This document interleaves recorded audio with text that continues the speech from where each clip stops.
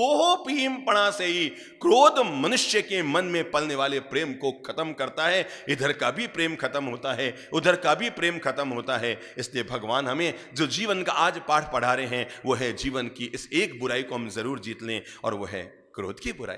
अरे हम एक लाइन में केवल याद कर लें, हो सकता है मैं दोबारा आपको याद दिला रहा हूं, पर एक लाइन में याद कर लें कि जीवन भर तपस्या करने वाला और मुनि जीवन को जीने वाला और धर्म आराधना करने वाला और सामायिक प्रतिक्रमण करने वाला और तपाराधना करने वाला और पंच महाव्रतों को जीने वाला साधु भी अगर मृत्यु के समय कुछ पल के लिए गुस्से में गुजर जाता है और वो अपने ही शिष्य को मारने के लिए डंडा लेकर दौड़ पड़ता है और सिर टकराता है उसका और ब्रेन हेमरेज होकर मर जाता है। आप केवल इतना सा सोचो, जीवन भर व्रतों का पालन करने वाला, जीवन भर सामायिक प्रतिक्रमण करने वाला, जीवन भर उपवास आराधना और मृत्यु के दिन भी जिसके 30 उपवास का पालना था, वो व्यक्ति भी मरकर चंड कौशिक सांप बन सकता है। मैं प्रत्येक व्यक्ति से कहूंगा, सोचो हमने कितने जन्मों तक सांप और बिच्छू बनने की हम व्यवस्था कर रहे हैं, कितने जन्मों तक।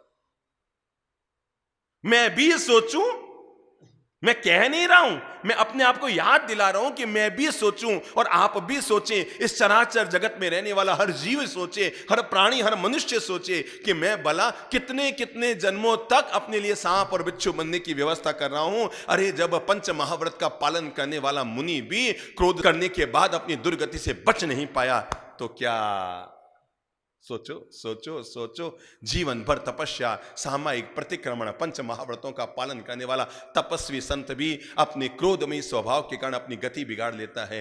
हम सब लोगों के लिए आत्मचिंतन करने के लिए इससे बढ़कर और कोई घटना नहीं होती। हम सब लोगों को सुधरने के लिए, अपनी मनोदशाओं को सुधारने के लिए, आत्मचिंतन करने के लिए, अपने भीतर की सोच को पैदा करने के लिए, अगर मनुष्य की एक मिनट के लिए गति बिगड़ती है, मति बिगड़ती है, तो उसकी गति कैसे बिगड़ रही है। जीवन में शायद कभी गुस्सा ना किया होगा, पर अंतिम समय गीता कहती है यम यम भावम स्मरन्देहम, जो व्यक्ति जिन जिस भाव दशा के साथ अपनी देह का त्यजन्ति कलेवरम, अपनी देह का जिस भाव दशा के साथ कलेवर यानी शरीर का त्याग करता है, उसका प्रभाव वैसा ही बन जाता है। जिस जिस भाव दशा के साथ। सोचो आप तो गुस्से में सो गए, रात को 10 बजे घर का वातावरण बिगड़ा, वो भी गुस्से में सोया है, वो भी उधर गुस्से में सोया है, वो उधर मुंह करके सोया है, वो उधर मुंह करके सोया है, सब आपस में इतनी दरारें डाल चुके हैं। सूखे तालाब में क्या दरारें होती है, उससे ज्यादा दरारें हमने घर में डाले।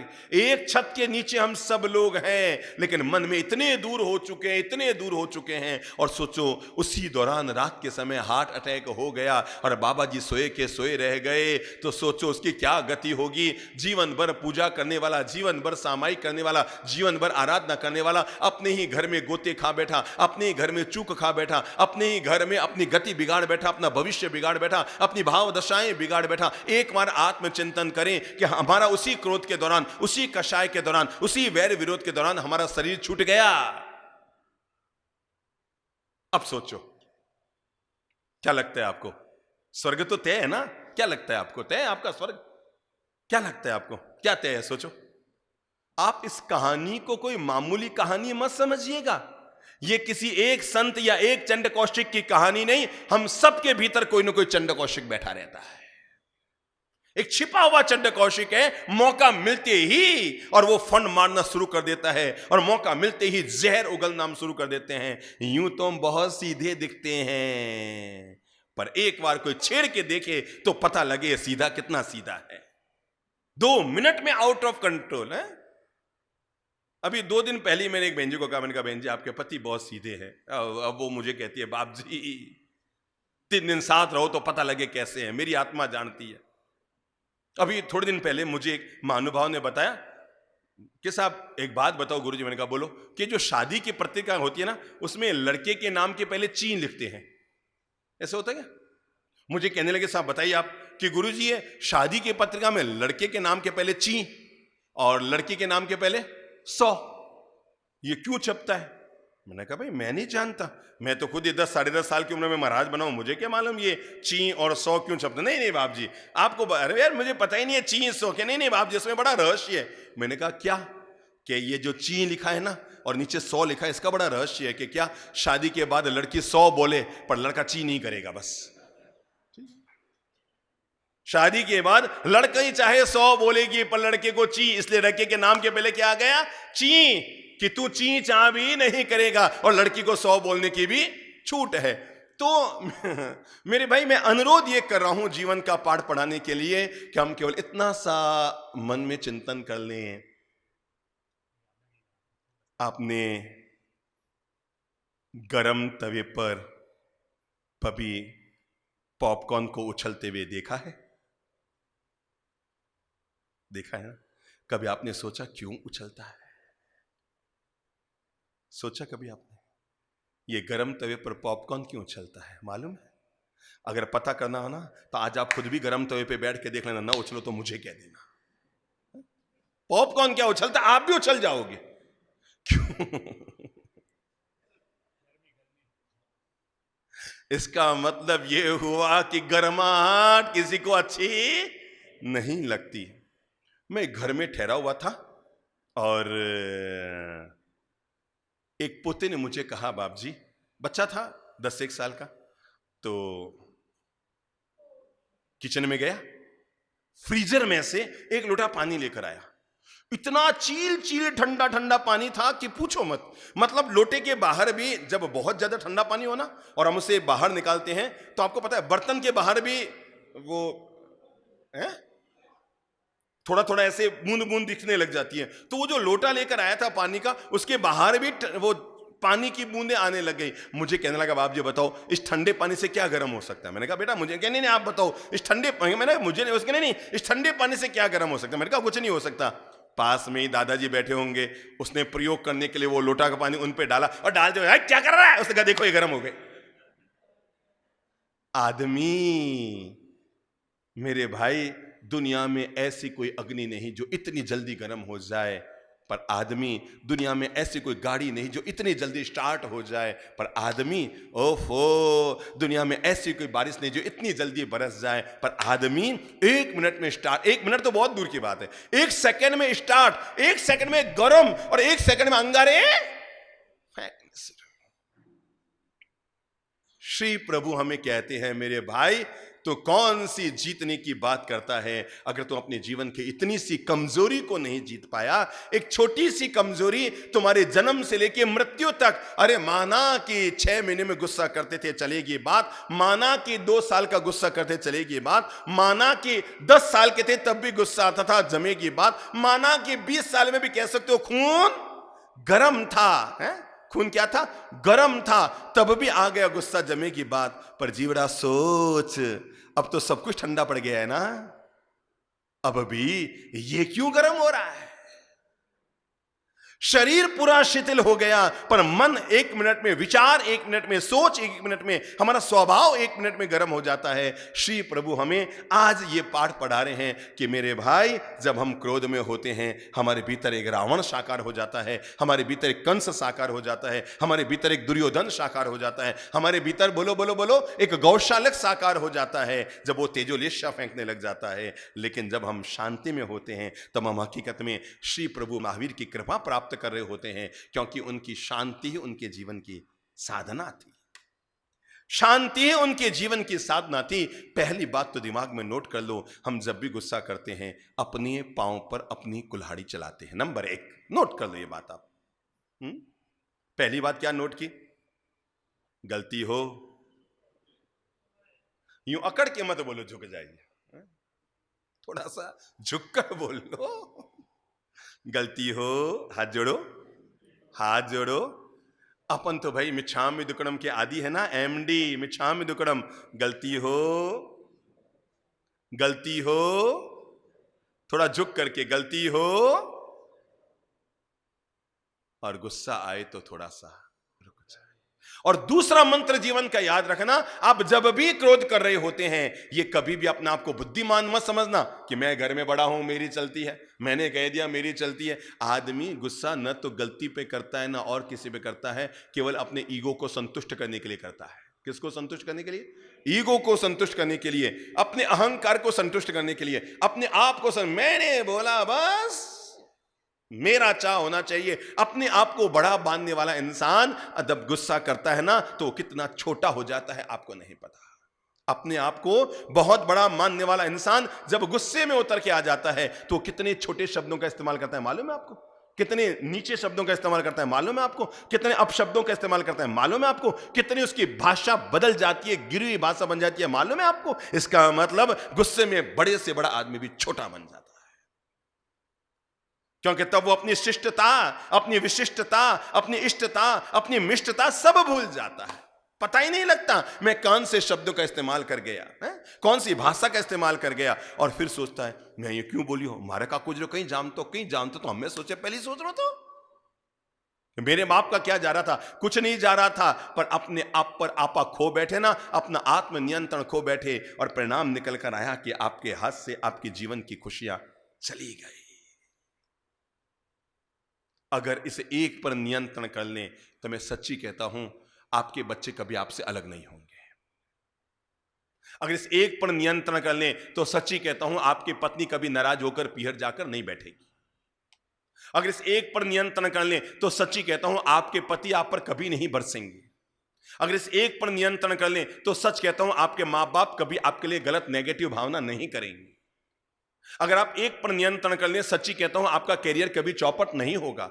अगर आप इस एक पर नियंत्रण कर लें, सच्ची कहता हूं आप समाज में मजाक के पात्र नहीं बनेंगे। और किस पर नियंत्रण? अपने क्रोध पर नियंत्रण। ठीक है, साल 2 साल में एक बार आदमी को गुस्सा आए तो बात जम जाती है, ठीक है। साल 2 साल में कभी कोई हम आउट ऑफ कंट्रोल हो गए, हम अपने आप पर नियंत्रण नहीं लगा पाए, हम अपने आप पर ब्रेक नहीं लगा पाए, हम अपनी जीवन की गाड़ी को नहीं रोक पाए, बरस पड़े। पर महीने 2 महीने में आदमी को गुस्सा आने लग गया। कई लोग तो ऐसे हैं, सप्ताह 2 सप्ताह में। कई लोग तो ऐसे हैं कि जब तक रोज बरसे नहीं उनको लगता है आज हमारा खाना पीना हजम ही नहीं हुआ।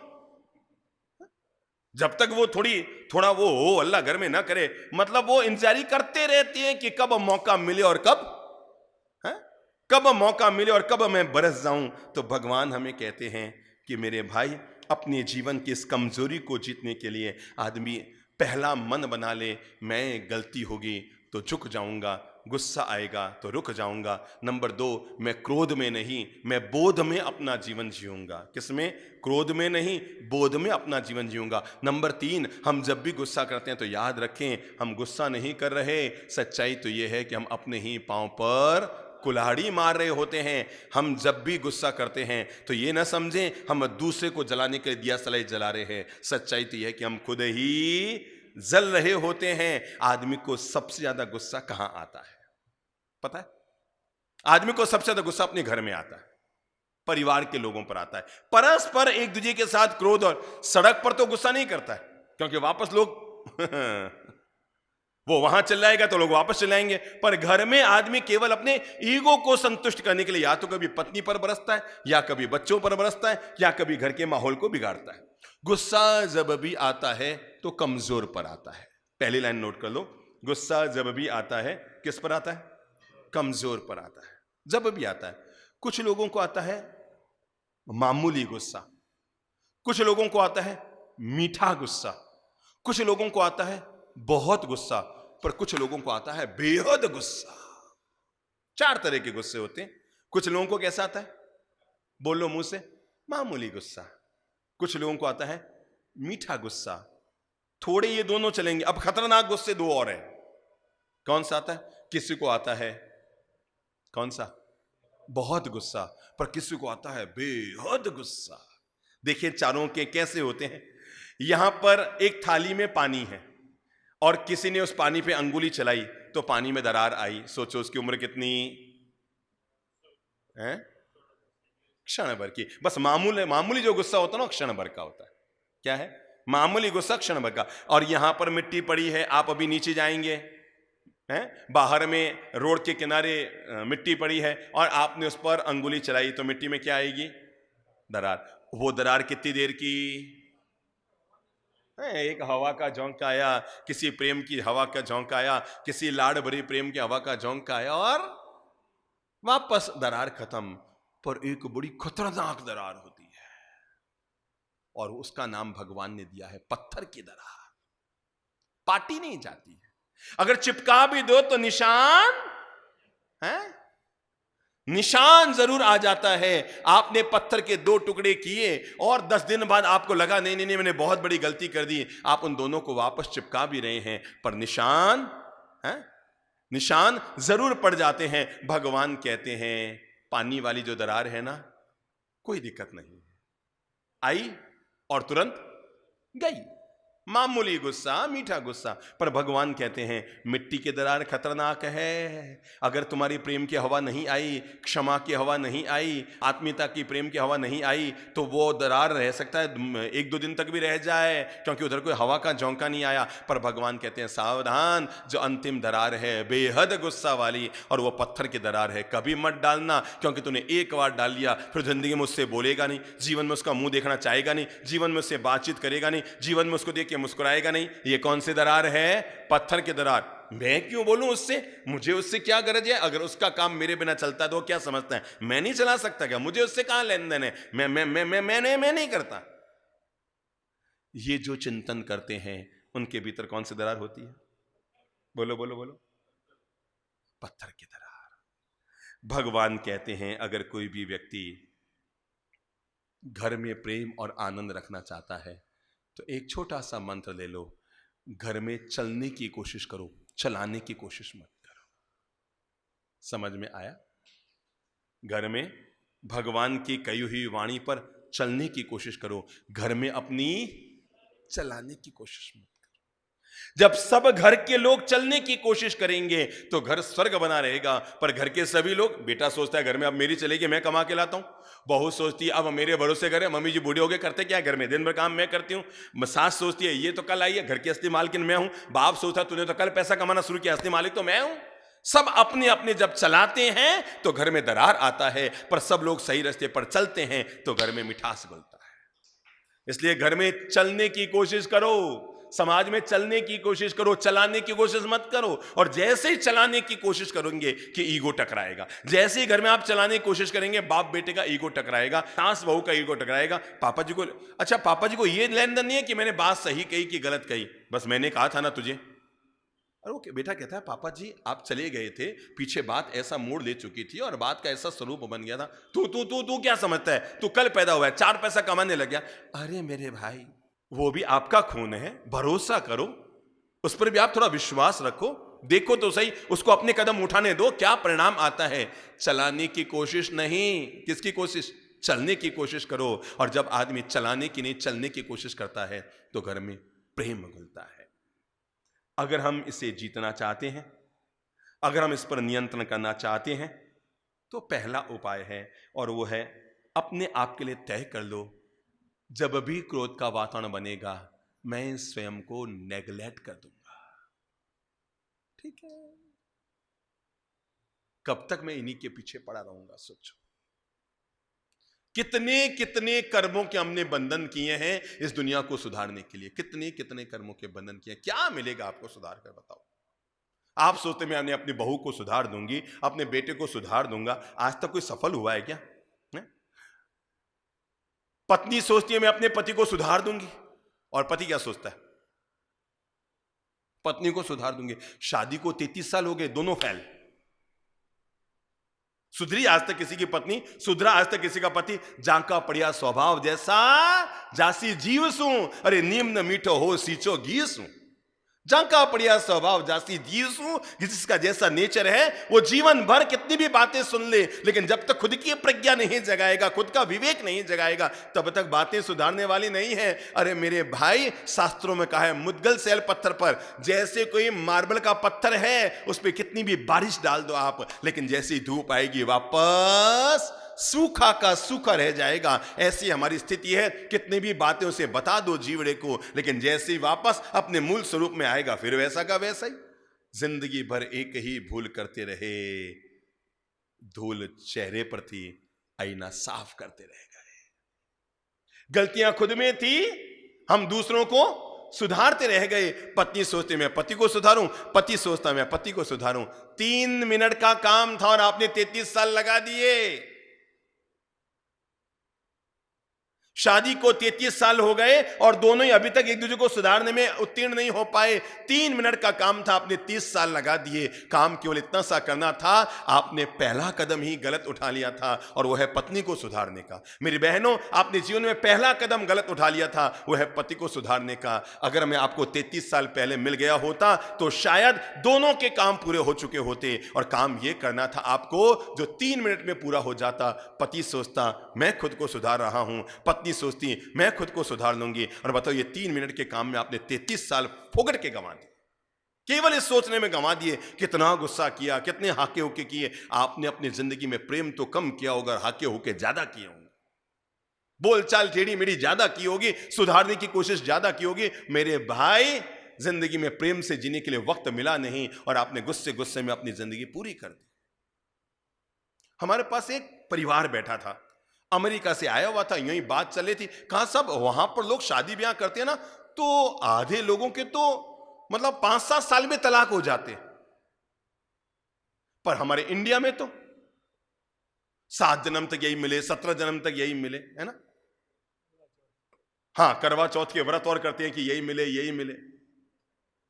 तो मुझे कहने लगे साहब ये बात समझ में आई। मैंने कहा देखो भाई, अमेरिका में जो लोग रहते हैं ना, वो हर समय प्रेम में जीते हैं, मिठास में जीते हैं। तो क्या है, दुनिया में हर चीज का कोटा होता है। आप किस चीज को कितना जिएंगे ये आपको ऊपर वाले की तरफ से कोटे में मिलता है। तो वहां के लोग 5-7 साल में प्रेम का कोटा पूरा हो जाता है तो तलाक की नौबत आती है। हमारे यहाँ प्रेम करने का वक्त ही नहीं मिलता, केवल जकाड़ जकाड़ जकाड़ जकाड़ में पूरी जिंदगी पूरी कर देते हैं। अरे 1 जन्म नहीं, 27 जन्म तक जी ले तो भी प्रेम का कोटा खत्म नहीं होता यहाँ वालों का।